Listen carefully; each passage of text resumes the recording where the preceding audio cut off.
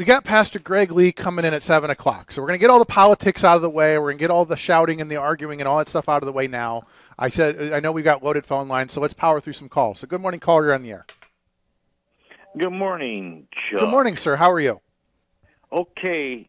First, I want to start off with, I sent you that message. Do you remember? I remember when I was a kid, I lived at home. My mom would buy me shoes. I used to get those shoes called penny loafers. Penny loafers, where you could yes.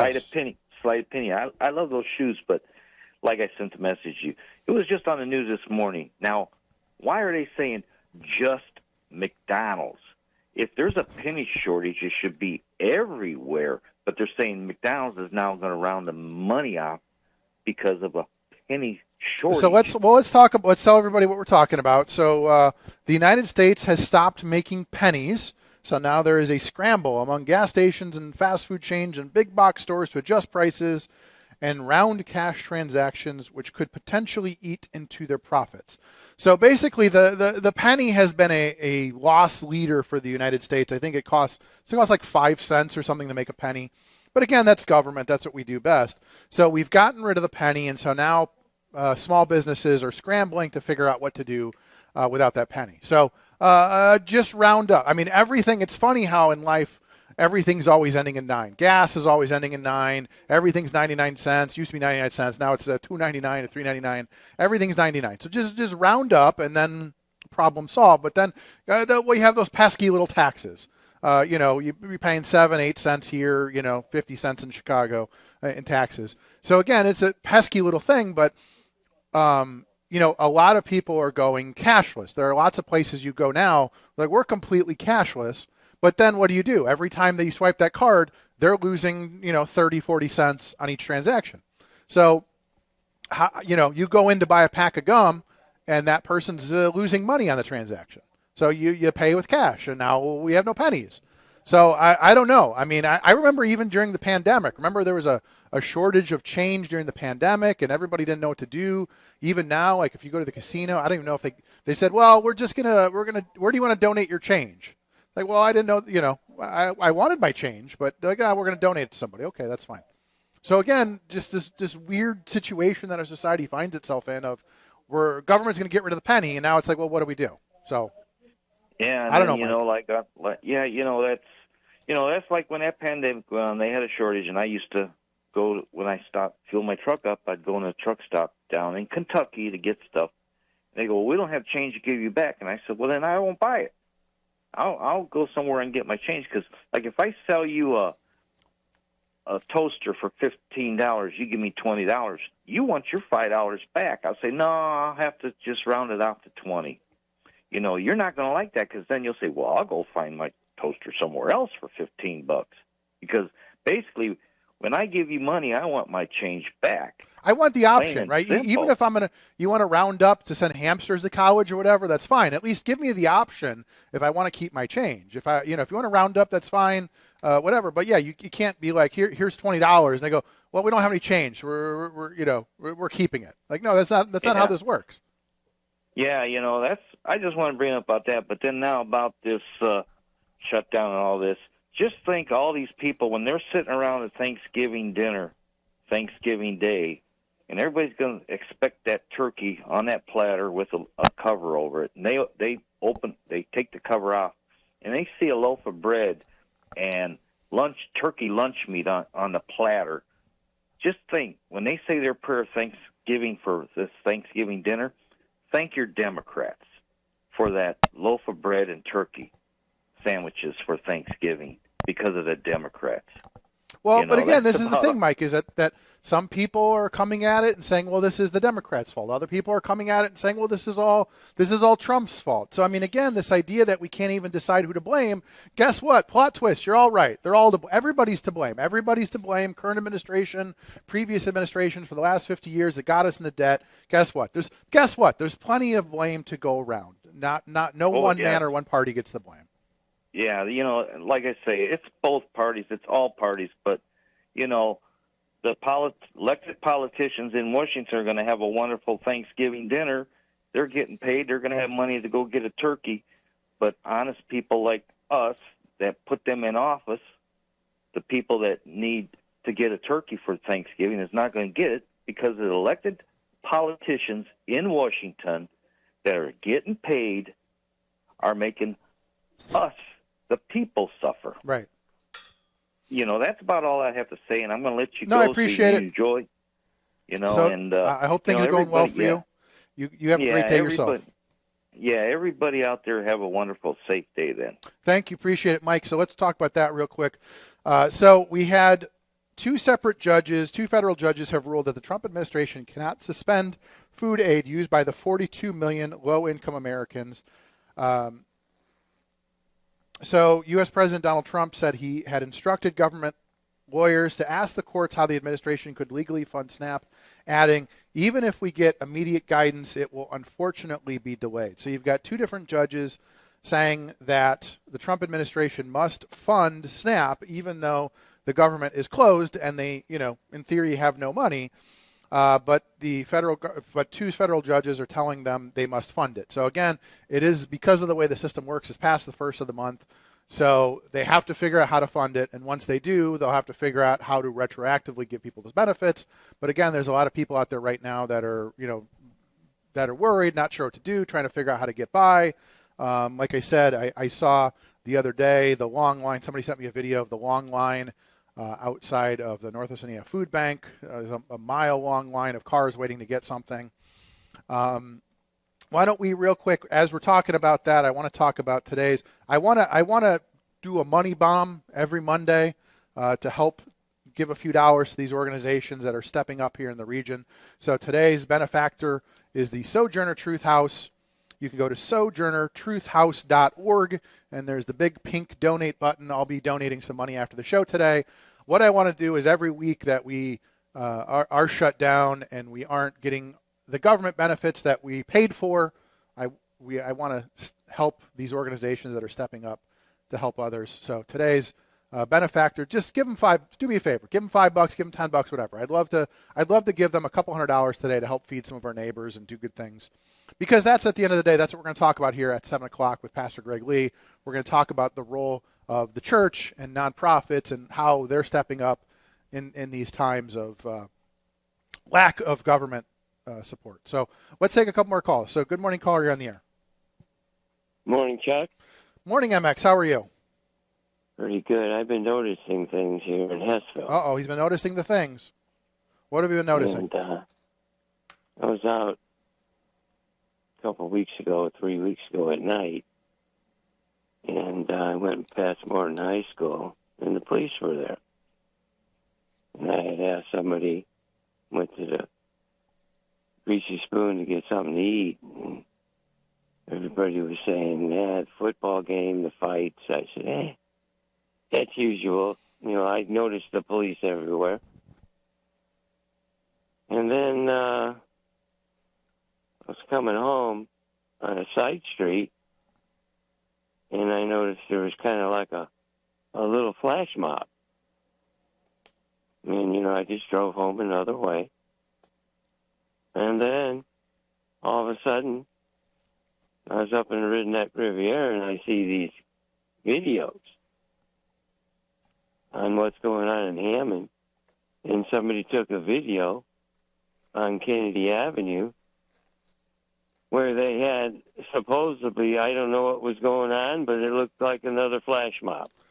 So you were saying a flash mob. Some people were talking about street takeovers and things like that. What are your thoughts? I mean, you're a longtime Hessville resident. I mean, what are your thoughts? I mean, I guess this goes back to something that I always say is that it's unfortunate that it feels like we're getting to the point where you can't have large gatherings anymore because people just can't behave themselves. And that's sort of the same way I feel whether you go to the movie theater and nobody can stay off their phone and stop eating the whole time or whatever. It sort of just feels like we can't have large gatherings because chaos ensues. Well, what has happened, I heard too, that they were jumping on car hoods. Okay. In the blocks close to the school. So MX, this becomes a question: Is this a kids will be kids, or is this something more serious? I mean, I guess I'd be... You know what? Let's put it this way: There was none of that when I was younger. See, no, So, didn't you guys ever? I mean, I'm not saying that you guys got together and started trouble, but I'm saying, didn't kids used to get together? I know, like there's places, there's small towns where people cruise the main drag, and kids get together and they go hang out at, whatever, Dairy Queen, or at the I don't know, where'd you guys used to go, the drive-in or whatever. well, Chuck, if you heard the sirens, we never had sirens come on us. There was cops everywhere in that video. That tells you a lot, doesn't it? So what do you think's going? I mean, so what do you think's going on? Well, and if you go to a certain news source, you would know what's going on. But the thing of it is, and you're not supposed to spread that, but since there's videos in the Hammond site, I get to take them and use them. Mm-hmm. What's going on is, and there was, there's shootings. I don't think when I was younger that never happened. Okay? Do you think it's the lack of? Didn't happen. I mean, I guess is it? Do you think it's a lack of respect for authority? I mean, basically, the kids don't care about private. They don't respect other people's property, and then when the police come, they don't respect the police anymore. I mean, what do you think's going on? Well, when Brian Miller was chief of police, he would give these establishments a little visit, saying, hey, right? Now this, I noticed that Freddy's Steakhouse is kind of like slowing down. I mean, Okay. You know what? You see these videos, and he's got good food and everything, great place, great people. You got a guy there trying to make it, and you got other people posting videos, what it looks like on Kennedy Avenue.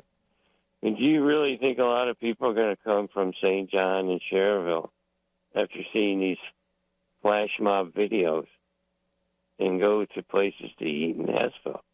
Hessville's a beautiful place. But now all of a sudden, this is turning up. And what really worried me, one was on the side street, okay? I'm not going to say the side street.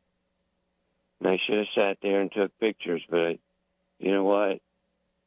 Who knows what could happen? I'm sure the cops were called. Now we're going to stick around. So I took another street home. I took Delaware home. And what is happening here, somebody has to put an end to it. Somebody in law enforcement, and we got the best cops, and the mayor. He has to get a hold of these establishments and say, hey, look, this ain't the first time.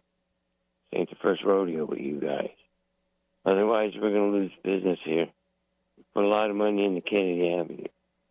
So you can say, yeah, MX, when you guys were younger, this and that. But that one video is pretty scary when you have cops everywhere. And the other video I posted, there's people jaywalking. And then I hear at Morton High School that they were actually going to close down the football games. And then they're jumping on their cars in the adjacent neighborhood. So, well, again, that's an unfortunate thing where you have, again, you have a football game, and then you're saying that after the game or during the game, there's fights breaking out, there's kids causing trouble, and they're being unruly. And that's normal, okay? Right, that's normal to an extent. But you're saying it's gotten. We're over here on Kennedy Avenue, Right. And we're over when I'm going home down side streets. There's just one more taking the streets over or flash mobs. Okay, you know what I understand about football and hockey and things happen. But now it's happening in other places. And I should have took the pictures. I had to make another detour around. I'm not going to go taking my truck and flying through the crowd and ended up in jail the rest of my life. I'm not that stupid. But if it was just contained to there, it would be okay. Because you're going to have that. We know that. But when it's starting, did you see the videos, Chuck? Could you tell everybody you've seen the videos? Well, I watched the videos that you posted. I did see that. So again, I don't know if that's just kids being kids or if that's something more. Is it something that it is something more? Well, and so that would be the question: from another news source. Obviously, I'm not the mayor here, so I guess that's a question for the mayor: is what what are you doing about these things, right? I mean, I guess that becomes the inherent question. If I don't put it out, who is gonna? Well, again, valid point. So, you know, as somebody who takes care of his neighborhood, just like your neighbors, is that, you know, you take care of your neighborhood. You want to have a safe place to you know, like you said, go down Kennedy Avenue, go to the Greasy Spoon, whatever, and that becomes a question. Is this something that's becoming more serious that needs to be addressed? So, but okay. Well, But MX, I'll let it go. But okay. It's getting more serious. No, so and that's I'll the let it go question. at Is that. no, I completely agree, and that becomes a question. Is it something that needs to be addressed or not? So I appreciate the call. Let's take a couple more calls before we take our break. So good morning, caller. You're on the air. Chuck, it's Bob. How's it going? It's Bob. Hey, I was wondering what you did with my desk, but then I saw the title of the show on YouTube, and now I know why they put you in a chair in the corner. Don't start. No, I came in. I said, "Where's my desk at?" So I'm going to call this the waiting room of Chuck today. I love it. I prefer the desk because it hides my stomach, but you look fantastic. You sound fantastic. The audio level is perfect. Whatever Canuter valve they mess with in there, you sound great, Chuck. Thank you, Bob. I appreciate that. So, all right, you have a good show. I'll talk to you later. Thank you, Bob. So Bob is like his joke. Since he works with government, he has to go to a meeting that could have been an email or a Zoom call. So he takes Mondays off, the first Monday of the month off, and because he does that, I invited Pastor Greg Lee to come in and talk about a few things. So we'll do that here in a couple of minutes. But let's finish up calls, take a break, and we'll bring in Pastor Greg. So good morning, caller on the air. Yeah, to the dilemma that MX has in his neighborhood, what he needs to do is the same solution that I found and the same solution you found. Move to South County. Get the hell out of Hessville and move to South County. That's the answer. That's not why I called. I got a comment about SNAP. Yeah. But before I get to that, I want to get to a news story from Friday. Who's the roofer? The roofer guy on Friday. That comes on the radio. Okay, so Dave. Buziak. Okay. He had a guest on. He had two guests on there Friday. They were talking about a story that was published in the Hammond Times subsequently a couple days earlier about their father, who happens to be a brown guy, that got yanked out of his home in the middle of the night by ICE agents with no justification whatsoever, and he was hauled away, never to be seen again. Actually, they took the whole family because I guess when U.S. Marshals showed up and they identified themselves as U.S. Marshals with a warrant, they neglected to open the door, and then I guess allegedly they resisted when the U.S. Marshals came into the home. Is this more so geared towards the media as opposed to the family and the crime that the father may or may not have committed? The Hammond Times wrote a story.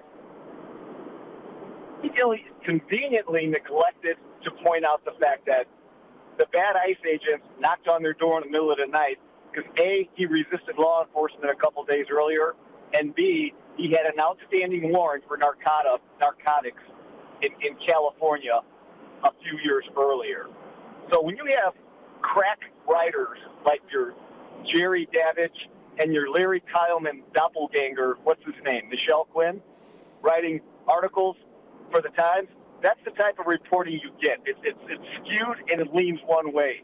It was Hammond Times' responsibility to point out the fact that they knocked on this guy's door because he had an outstanding warrant, plus he was an illegal alien. They omitted to put that little detail into the story. So I just wanted to clear the air on that. That was clarified on the Roofer Show on Friday. The dad did have an outstanding warrant for narcotics. ICE agents are not just randomly going through and picking brown people. If that was the case, my Hungarian ass would have been in jail a long time ago. And I have nothing to worry about. Getting back to SNAP benefits, I got a quick question. You may or may not know. These kids that are on SNAP, are they also subject to a free lunch and free breakfast at school?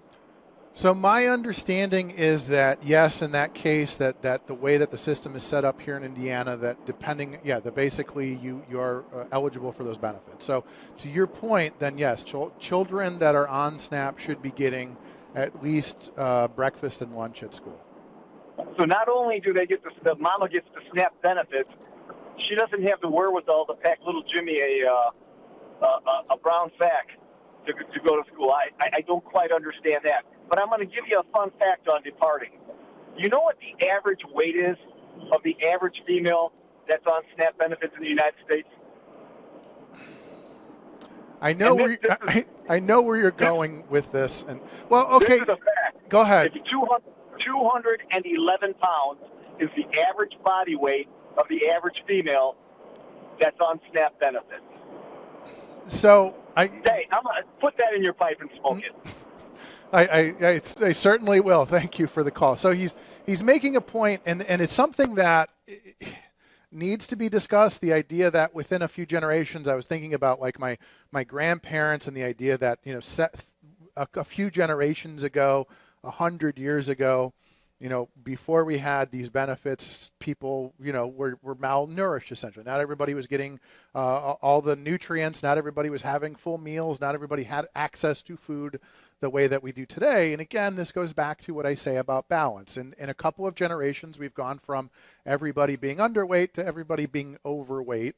And a lot of that has to do with processed food and, the prevalence of sugary drinks and things like that. So there's a lot that goes into it. But again, that idea of balance. And it's unfortunate that we went from several generations ago, the idea that if you were wealthy, you could afford to eat a balanced meal and eat healthy. And now we've gone the opposite way, where now people that can't afford to eat fruits and vegetables are now eating a bunch of processed junk food. And that becomes the inherent question about, should you be allowing, pop and things like that on SNAP benefits and things like that's a whole bigger discussion. And the fact that we're attacking RFK for even talking about it is why we'll never get to the bottom. Just like Elon, the fact that we don't even want to have the discussions about, what role should we have in making sure people are eating more nutritious meals, good calories as opposed to bad, et cetera, et cetera. That's a whole different discussion for another day. Do you have any other calls? Can I take a break?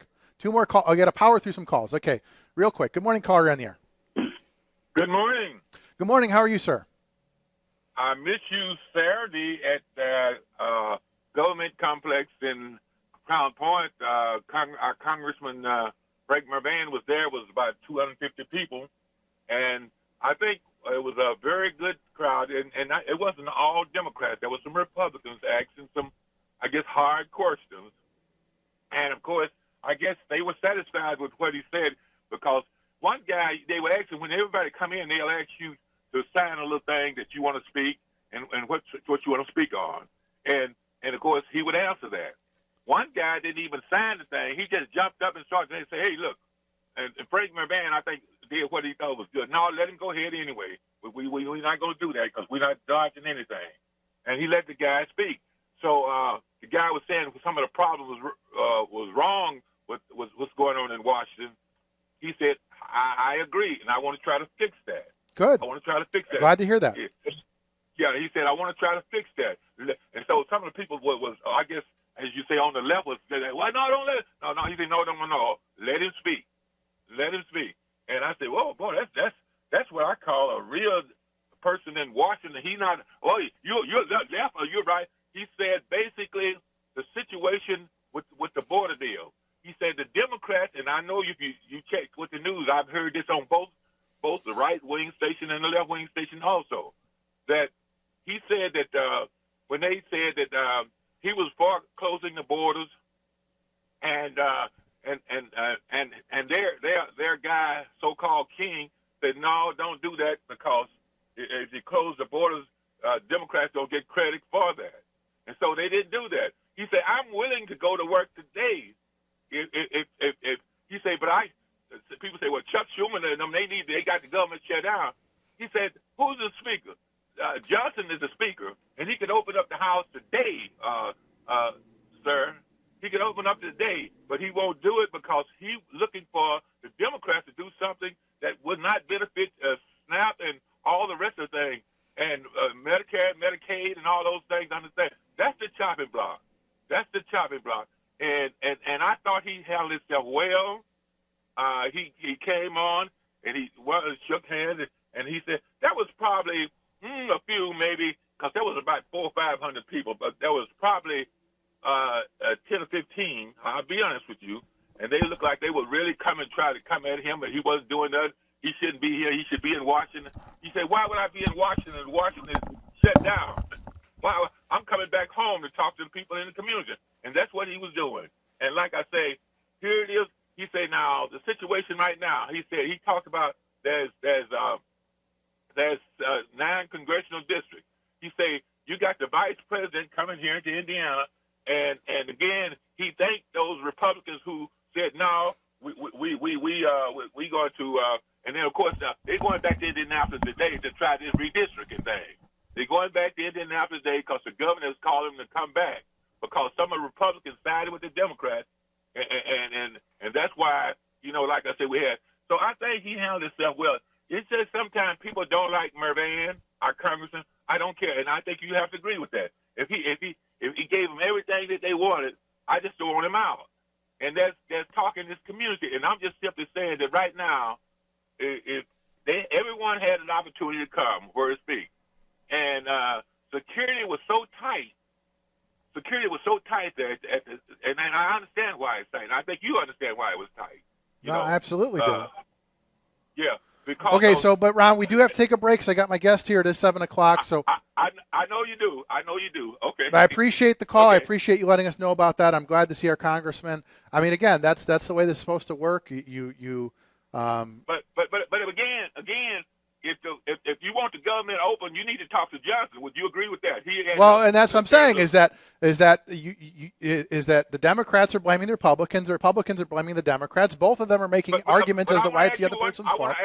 I want to ask you one question. If Johnson calls for opening the government a meeting, Frank will be there. Didn't the Democrats also vote down like a dozen continuing resolution vote? I mean, again, both sides are telling me things, and I don't even know who to. I don't believe anybody anymore. If you're asking me, who's in charge of opening up the government? The Speaker of the House. Okay, right? so if they come in and then the Democrats vote against the clean CR, then you still at a stalemate, though.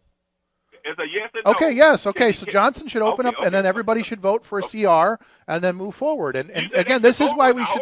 But this is why we shouldn't have these 10,000-page omnibus bills. We should have all of this stuff where you can sit here and say, let's vote on the budget without all of these other things hidden 10,000 pages down. That's the problem with government, is you have these omnibus bills that nobody's able to read, and who knows what's in it. And that's the frustration that I have with our government, is they're passing these multi-thousand-page bills, and nobody even knows. We have to pass it to see what's in it. That's not how government should operate. And that's the whole thing, is if you want to have a CR, pass a CR. If you want to talk about health care, have a health care. Don't ball it all up into one big discussion and say take it or leave it. He came back home to talk to his constituents, people in his community. And I think that was great because people said, well, what is he doing? Well, he couldn't do nothing in Washington, so he came back to Crown Okay, Point well, that's fine. Come home and explain that's great. That's what our Congress, come home and explain what's happening. And I appreciate him for doing that. We do have to take a break. I always appreciate the call. Let's take a break. We got Pastor Greg here. We'll be back with more after this. All right. Thank you.